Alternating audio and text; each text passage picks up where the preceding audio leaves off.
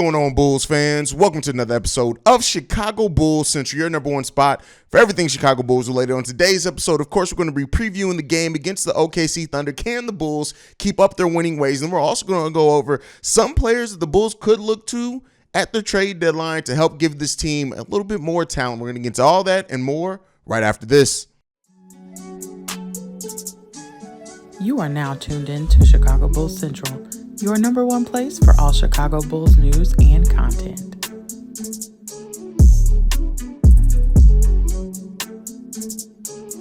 All right, Bulls fans. So the Bulls face the OKC Thunder today, going down. So you know what that means. We're going to have at least our halftime hangouts and post-game shows. I'm not quite sure about a pregame show on this one today, but we'll see about that. I still may find a way to get that done. With all that being said, though, the Bulls face the Thunder today, and Goran Dragic and Javonte Green are listed on the injury report. Goran is listed as doubtful with a stinger, and Javonte Green is listed as probable with a lower back contusion. With Goran, do not expect Goran right now.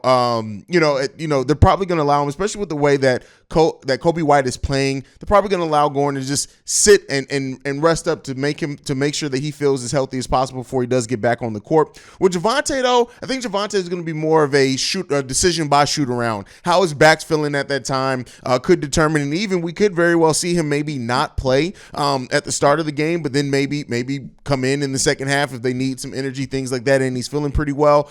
We'll see when he gets close to game. They may say he's available or not. Just because he's available doesn't mean they're necessarily playing him if they don't have to. Derrick Jones Jr., surprisingly enough, did not check in a minute in the Milwaukee Bucks game, which was surprising because to me, Derrick Jones Jr. has been playing pretty well for the Chicago Bulls. So, they may go to him and he may, not really surprise. He may, continue to show why he does deserve rotational minutes for the Chicago Bulls team if he does get a chance to play. But, at the end of the day, I look at it as this. As long as Andre Drummond's back out there, yes, the Bulls still are going to play small at times. I don't want to make it seem like they're not. But playing Derrick Jones Jr., playing Javonte, Kobe White's playing a little bit better.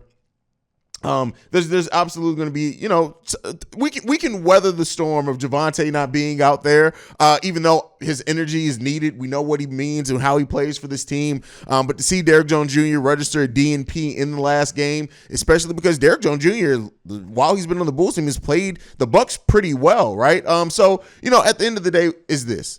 Next man up mentality. We all know that's something that's carried through from last season. Is going to carry on to this season. It's going to be a thing for as long as basketball is around. So if Javonte ends up not playing, I do expect to see Derrick Jones Jr. And so, we'll see how that continues to go. But this OKC Thunder team is a team that we cannot overlook at all. While their record isn't the best at all, we know with the Chicago Bulls team, they can lose to anybody. We're also a team that's susceptible, especially if we let a player's star goes off, or God forbid their role players as well. And so right now, looking at the OKC Thunder, of course, it's all led by the season that Shai Gilgeous-Alexan is having. He is averaging 31 points per game, putting up basically his best NBA season of his career, and just really showing that he's ready to go into that level of superstardom, so to say. And I would say if he was having this type of performance on a winning team, Shai Gilgeous-Alexan is putting together an MVP season. It's just because the Thunder probably aren't going to win a lot of games. He won't be in contention for that. But when you look at SGA's stats, 31 points per game, 4.8 rebounds, 6.7 assists, a PER of almost 30. He's fifth in the NBA in overall efficiency rating. That's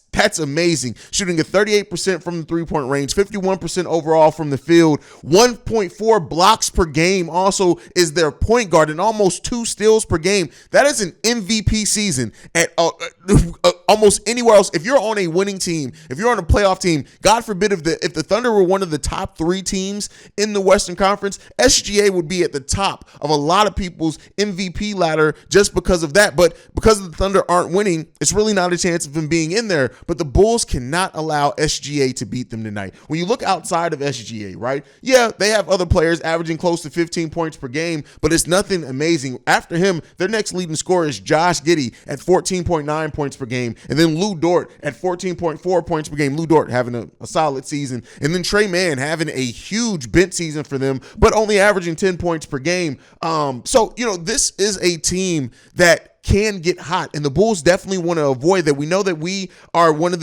allow teams to shoot such a huge 3-point percentage, and so right now the OKC Thunder are 15th in 3-pointers made on the season, and they're 11th in 3-point attempts per game. You expect those numbers to rise some against the Chicago Bulls. We typically see that with teams that we face, right? They at least get more attempts. If the Bulls can continue to defend that 3-point line a little bit better, run out there, play that solid defense we've seen in the last 2 games, that focused defense, they're still going to probably allow a nice amount of threes, but we can do other things, and rebounding is going to be hugely important in a game like this as well, because with them probably going to take a lot of threes in this game, at least like I said, I would expect them to.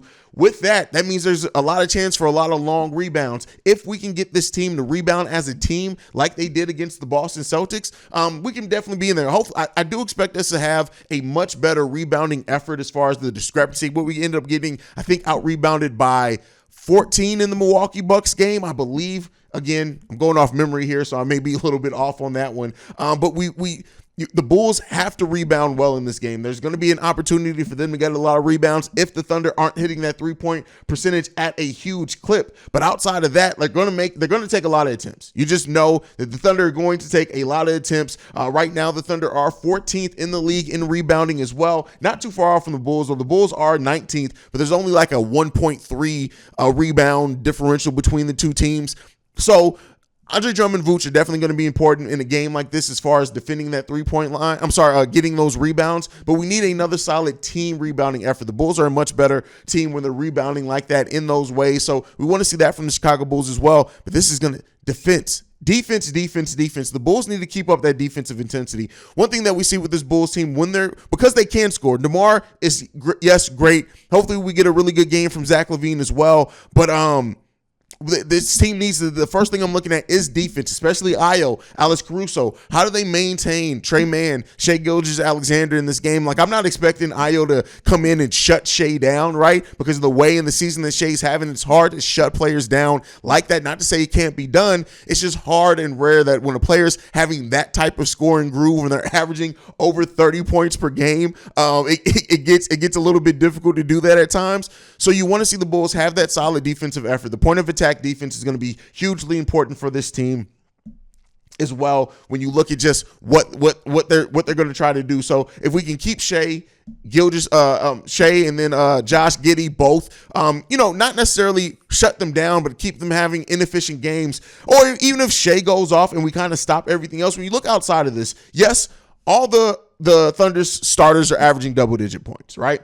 So that's not going to come in easy as that at all, but we can maintain some things. These are not like lockdown shooters or anything by any means except Shai. This team can defend this team well. They have a lot of length on this team as well, but they're not the best defensive team. The OKC Thunder, while they're ranked 5th in offense in the NBA, which is crazy, we got one of the top 5 offenses in the league. They are 29th in defense. That is almost the dead last in the NBA as far as defense. So we definitely can get this team on their offensive end, but the Bulls have to be locked in defensively. This is a team that can score fast. They can get out and score in spurts early. We don't want to allow that. Right now, also their center, who I always murder their center's name, so I'm not even going to try to say it. AP is what I'm going to call him. Right now, he's averaging 3.5 3-pointers per game. He's hitting that at a 42% clip. So we have to look out for that, because that may draw Nikola Vucevic outside, where he's on the perimeter guarding a little bit more. But again, it's not like he's averaging a huge amount of that. The Lou Dort Patrick Williams matchup is going to be fun to watch as well, because Lou Dort is having a really good season for him. When you look at the uptick in the scoring and things like that, he's still not the most efficient player. And this is also, even though he's their starting power forward, this is a matchup that Patrick Williams is going to completely have the size advantage. You look at Lou Dort, he's 6'4", 215 pounds, starting at the power forward for the OKC Thunder. Patrick Williams outweighs him, has more length than him, has more size than him. This is a game in which hopefully Patrick Williams makes them pay for if Lou Dort guards him straight up, which is probably going to happen, because you look at this OKC Thunder team, they're definitely going to try to do some similar things that they did that Milwaukee and Boston tried to do against DeMar. But If Patrick Williams continues to step up, hits his shots, takes shots confidently, takes players off the dribble like we've been seeing him do lately, this is going to be definitely a matchup that Patrick Williams can win, and we could see another really good two-way game from Patrick Williams. Now, Jalen Williams, again, this is a player that I wanted the Bulls to draft. I'm not even going to lie there. But Jalen Williams having a solid season as well for the OKC Thunder. He's averaging 9.9 points per game.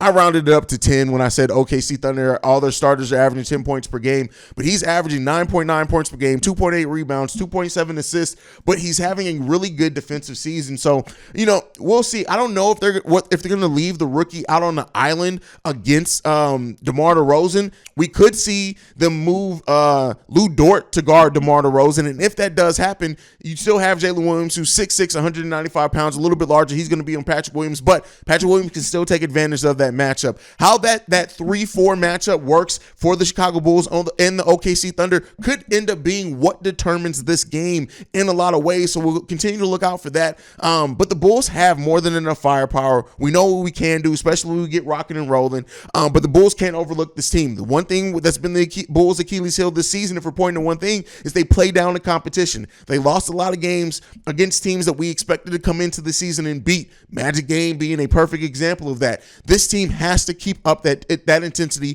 throughout 4 complete quarters. And if they can do that, if they can make that happen, it really changes things for the Chicago Bulls in a lot of ways. So I want to see the Bulls have a solid game against us. I want to see them come in and perform well. I want to see Zach LaVine as well have a solid game from start to finish. He had a good first half against the Milwaukee Bucks. We all know what that second half can be. Also, looking at what Kobe White's been doing. I almost said Kobe Williams. I don't know why. Look at what Kobe White's been doing as well. Him having him having the best game of his season so far against the Milwaukee Bucks. How does he build off that? Seems like Gordon is not going to be playing, so we know Kobe's definitely going to be in the rotation in the lineup. How does he continue to now build off of that? Does he start building some confidence, some consistency? If Kobe can start doing that thing and that carries over into this game against the OKC Thunder. Listen, I've said it before. When Kobe White's scoring that way off the bench, even if Zach LaVine's having off shooting night and only chips in 18, 19, 20 points rather than the 25 we want to see, 25 to 28 that we want and should be used to seeing from Zach LaVine, a Kobe White that's coming off the bench, keeping up that scoring pressure, hitting the shot at a decent clip, now putting the ball on the floor, solid weak side defense, passing the ball better. It really does help this Bulls team a lot if Kobe White's going to be more consistent. Also, Alex Caruso. One thing with this, we should absolutely be able to outclass the bench of the OKC Thunder. And if our bench, if Caruso, Kobe, Javonte if he plays, Derrick Jones Jr., Andre Drummond, if these players play well, then we're in a completely different level than the OKC Thunder. Yeah, we haven't played that consistently over the season, right? We have not done that consistently, but we know that we have that capability of doing it. So hopefully this is going to be another win for the Chicago Bulls that they play good in, and we see that, and we watch this whole game and we see a complete game from this team. And if they do that, if they can do that and come in with that energy, the Bulls can definitely win this game. I'm not going to say it's easy when you have teams that strength plays into the Bulls' weaknesses, and that's 3-point shooting and 3-point attempts. I'm not going to necessarily call it an easy win or call for the win, but the Bulls definitely can be in this game, can win this game, and hopefully should win this game as well as we try to get over 500 over the course of this road trip. Let me know what you guys think down below. But let's go ahead and move on. I also wanted to talk as we near the trade deadline and as trade rumors for the Chicago Bulls keep kind of coming up with different players. I want to talk about some players that I would not mind the Chicago Bulls targeting as we go forward and get to that trade deadline. Again, I still am of the mindset, let me be clear here, that the Bulls are less likely to make a major trade. Some of these trades involving moving pieces that I don't think are necessarily going to be moved, but there's still targets that if they did decide to move on, that I would not at all mind seeing be on the Bulls' radar. And actually, one of these players is a player that I'm actually doing a flip on that I didn't want last season, but with their play this season and things like that, that I'm kind of more so of the mind that, I wouldn't necessarily hate it if they did do it. So let's go ahead and go. First is Jae Crowder. Now, I think everybody understands why. But the thing that's always been with the Jae Crowder thing is I think a lot of things factor into, every team I think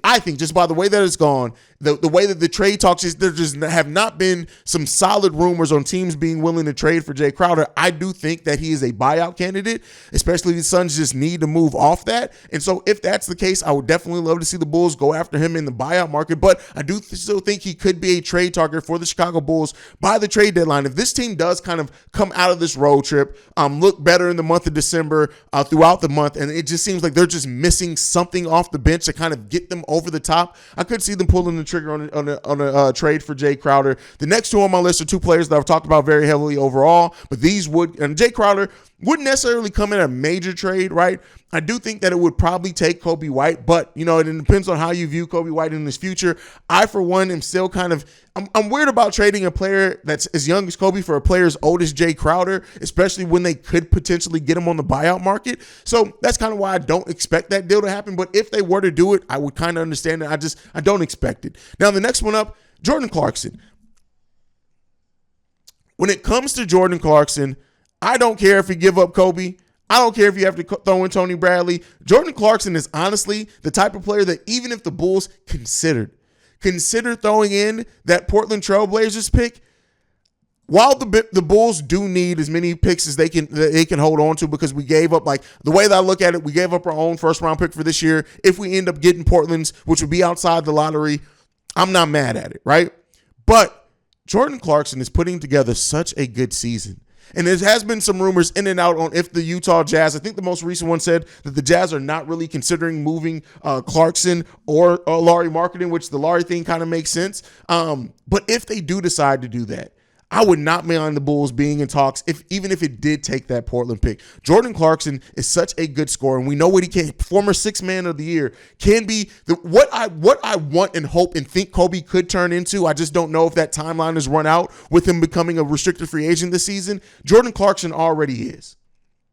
And so everything that I said earlier in this episode about what Coby could be for the Bulls and how he could change the dynamic of this team, if he is consistent, if he learned to play consistent, you can throw all of that right towards Jordan Clarkson immediately because he is consistent. He's a veteran. He knows his role. He understands he can fit into any system. You look at, like, the way that Goran Dragic pushes the break with Jordan Clarkson, who's a three-level scorer in many ways.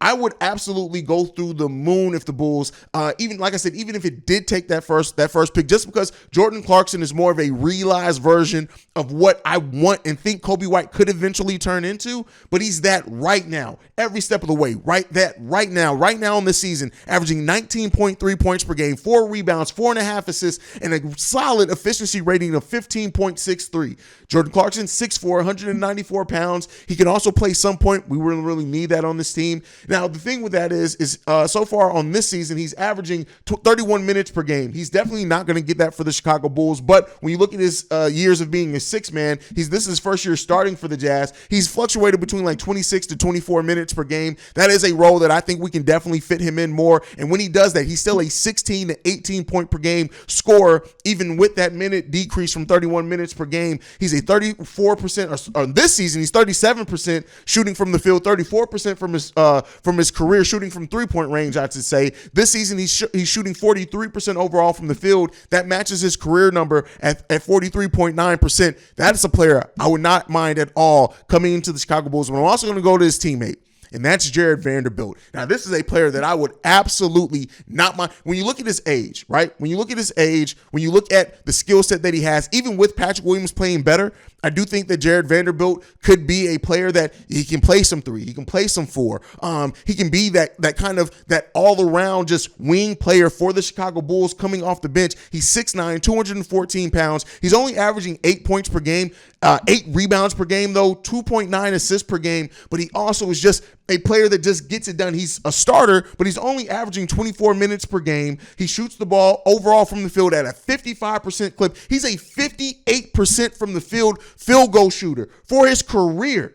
And then from three-point, he's shooting 36%, the highest of his career so far this season. This is also the first season of his career where he's a volume, well, I'm really still willing to call it volume. He's averaging the most three-point attempts per game that he ever has in his career, but he's still only taking about 2.5 three-pointers per game, hitting that at a 36% clip. So Jarred Vanderbilt is absolutely a player. Now, he's a former second-round pick, but he's absolutely a player I would look at. And again, this is another thing where some Bulls fans, a lot of Bulls fans actually are very interested in Jarred Vanderbilt. But again, he's not really doing much more than Patrick Williams. He's more consistent. I do think he has more of that dog in him. I would love to see Jarred Vanderbilt come to this team. I don't think he would take the starting position from Patrick Williams, but we could see it fluctuate between those two. But Jarred Vanderbilt, his ability to play the 3, his ability to play the 4, and that defense, I would love it. If the Bulls can work out something to where it's like Kobe, maybe you'd have to throw in DJJ as well, and then that Portland pick, not necessarily against that at all. Now, the next 2 trades that I'm going to talk about, the next 2 players that I could talk about are very pie in the sky. This is only in the case if the Bulls decided to move on from Nikola Vucevic, which I do not expect. Let me be clear here. I do not expect this, but if the Bulls were to say by the trade deadline, let's take advantage of Nikola Vucevic's expiring contract, these are 2 players that I would like to see them target in place of that. And that's Jakob Poeltl from the San Antonio Spurs. Very different center than Nikola Vucevic. Does not offer some of the things that Vooch does well, but when you look at the age, when you look at what he can do, when you look at the fact that he also cooks Vooch almost every time we play against him, Jakob Poeltl is definitely a player that I would not mind at all. If pie in the sky, right? If the Bulls did move on from Nikola Vucevic, still don't expect that to necessarily happen. But Jakob Poeltl is a player that, yes, he doesn't have the averages of Vooch, right? You're not going to get that. But keep in mind, fit is definitely a thing. Sometimes change the scenery. In 18 games so far this season and 28 minutes per game, Jakob is averaging 13.1 points per game. He's shooting the ball at 63% from the field goal range. He hasn't taken a single 3, so we lose that whole dynamic of 3-point shooting from our big. He's also 51% of free throw shooter. He averages 10 rebounds per game, 3.1 assists, 1.1 blocks, and 1 steal per game. Much better defensive player also than Vooch. That's a player on my list if the Bulls did decide to move Nikola Vucevic. Again, not expecting it. And the last one, Miles Turner. I'm going to just say it. Miles Turner. I would not mind the Chicago Bulls at all if they decided to move on from Nikola Vucevic. Now, there are some issues with Turner. As I've said before and as I pointed out, he's a player that doesn't pass the ball too well. He's kind of a black hole at times. I just look at Vooch and what his passing does mean to this Bulls team when we're on. But again, not a player that I'm looking at and saying, hey, if they were to trade this guy, it's a terrible pick. It's this. I'm not doing that. When you look at like Turner, he's a much better 3-point shooter than Vooch as well, averaging 45% on that on 3.5 attempts per game. He averages 18.6 points per game, only 8 rebounds per game, 1 assist, 2.8 blocks per game, almost 3 blocks per game. Imagine how that changes the complexity of the Chicago Bulls defense. While I don't say that Miles Turner is a lockdown defender by any stretch that some fans try to make him out to be, Miles Turner is having the best season of his career, and he has shown me some things in the games that I've watched from them that made me kind of back down. Last season, I was completely against trading for Miles Turner. This season, I'm not calling for a Miles Turner trade. If that isn't end up what happens, I'm not mad at it. Much younger than Vooch as well, almost 6 years younger than Vooch. He's only 26 years old.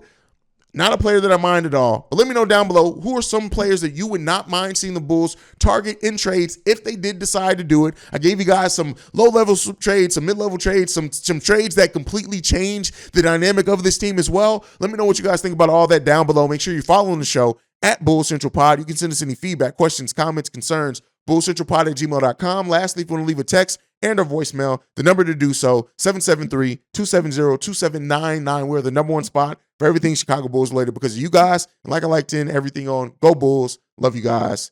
Peace, y'all. And see red tonight. It's game day. This has been a presentation of the Break Media.